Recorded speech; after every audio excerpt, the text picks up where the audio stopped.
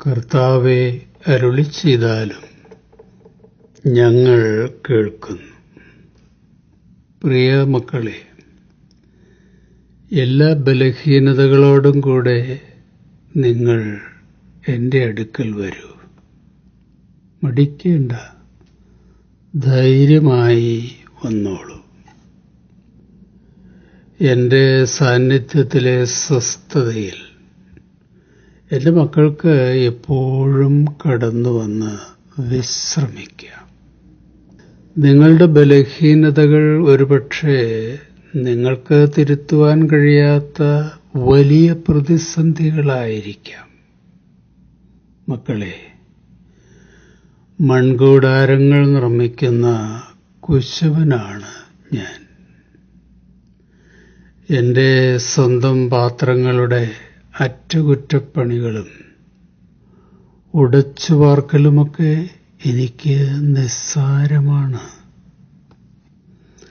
മക്കൾ എൻ്റെ അടുത്ത് വരുമ്പോൾ ലോകത്തിൻ്റെ പ്രതിസന്ധികളിൽ നിന്നും എന്നിലേക്ക് ശ്രദ്ധിക്കണം. സംസാര ലോകത്ത് അനുസരണമില്ലാതെ അലയുന്ന നിങ്ങളുടെ മനസ്സ് പലപ്പോഴും ഏകാഗ്രതയ്ക്ക് പ്രതിസന്ധി ഉണ്ടാക്കിയേക്കാം. അപ്പോഴൊക്കെ മൈൻഡ്ഫുൾനെസ്സിലേക്ക് മനസ്സിനെ കൊണ്ടുവരാൻ നിരന്തര പരിശ്രമവും ആത്മാവിൻ്റെ ഇടപെടലും കൊണ്ട് സാധ്യമാക്കും.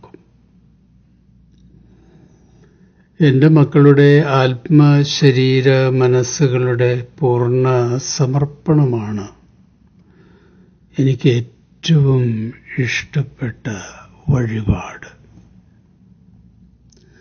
മക്കൾ ചോദിക്കുന്നതിലും നനയ്ക്കുന്നതിലും അധികം തരാൻ കഴിയുന്ന നിങ്ങളുടെ സ്വന്തം പിതാവാണ് ഞാൻ.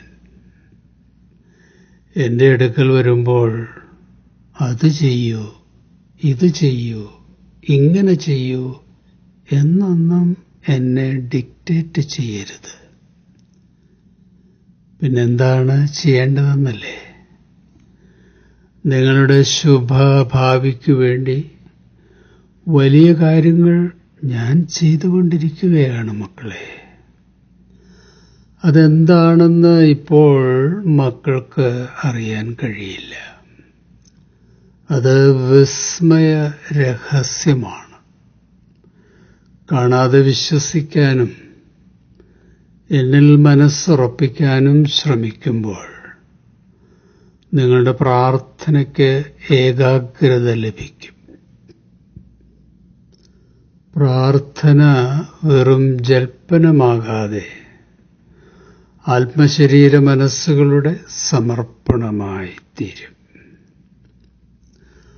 ആകാംക്ഷയുടെ സുനാമികൾ മക്കളുടെ മനസ്സിൽ ആഞ്ഞടിക്കുമ്പോൾ പലപ്പോഴും അടിസ്ഥാനം ഇളകിപ്പോകാറില്ലേ?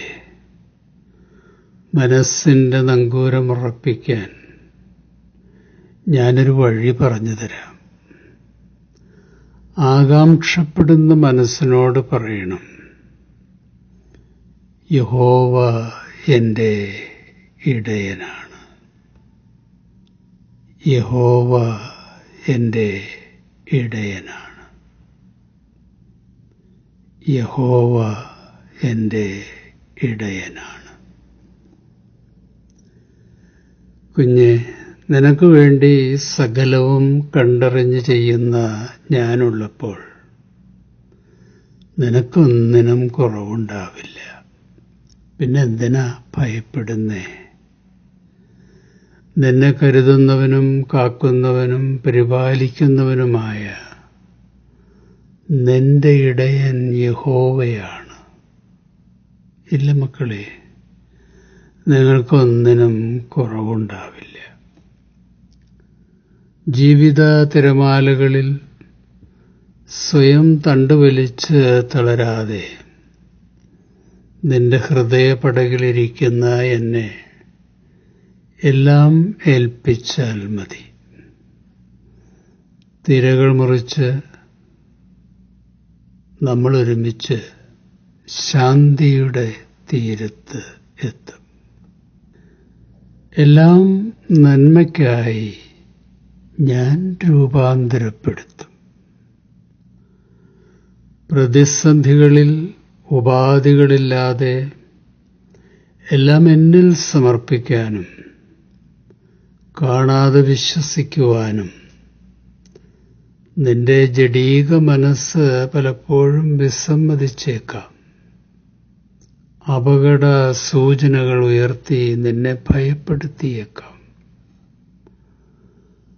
അപ്പോൾ മനസ്സിനോട് പറയണം, യഹോവയാണ് എൻ്റെ ഇടയൻ. അവനാണ് ഹൃദയ പടകിൻ്റെ അമരക്കാരൻ. മനസ്സേ, നീ ശാന്തമാകൂ. സർവശക്തന്റെ ശാശ്വത കരങ്ങളിലാണ് ഞാൻ. മനസ്സേ, ഭയപ്പെടേണ്ട, ശാന്തമായി ഉറങ്ങിക്കൊള്ളൂ. 23-ാം സങ്കീർത്തനം. കർത്താവാണ് എൻ്റെ ഇടയൻ, എനിക്കൊന്നിനും കുറവുണ്ടാവുകയില്ല. പച്ചയായ പുൽത്തകിടിയിൽ അവിടുന്ന് എനിക്ക് വിശ്രമം ഒരുക്കുന്നു. പ്രശാന്തമായ ജലാശയത്തിലേക്ക് അവിടുന്ന് എന്നെ കൈപിടിച്ച് നടത്തുന്നു. അവിടുന്ന് എനിക്ക് ഉന്മേഷം പകരുന്നു. തന്റെ നാമത്തെ പ്രതി നീതിയുടെ പാതയിൽ എന്നെ നടത്തുന്നു. മരണത്തിന്റെ നിഴൽ വീണ താഴ്വരയിലൂടെയാണ് ഞാൻ നടക്കുന്നതെങ്കിലും അവിടുന്ന് കൂടെയുള്ളതിനാൽ ഞാൻ ഭയപ്പെടില്ല. അങ്ങയുടെ ഊന്നുവടിയും ദണ്ണും എനിക്ക് ഉറപ്പേകുന്നു. ഈ വിസ്മയ വചനങ്ങളാൽ നമ്മുടെ തളർന്ന മനസ്സിനും പതറിയ ഹൃദയത്തിനും ദൈവം പ്രത്യാശയും ഉറപ്പും നൽകട്ടെ. ശുഭാശംസകളോടെ എ പി ജോർജ് അച്ഛൻ.